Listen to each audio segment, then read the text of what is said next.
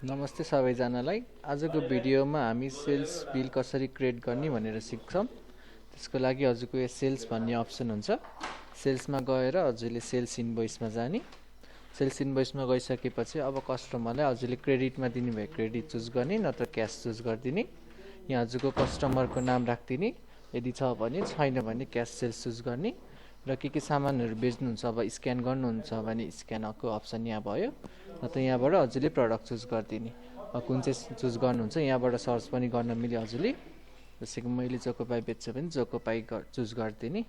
र कतिवटा बेच्नुहुन्छ हजुरले क्वान्टिटी राखिदिने हजुरले। जस्तै कि मैले 6वटा बेच्छु।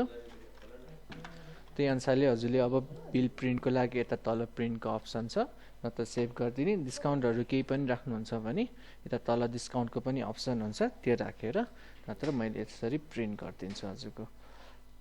अब प्रिन्ट गर्ने बित्तिकै हजुरको सेभ हुन्छ, हजुरले सेभ गरिराख्न परेन।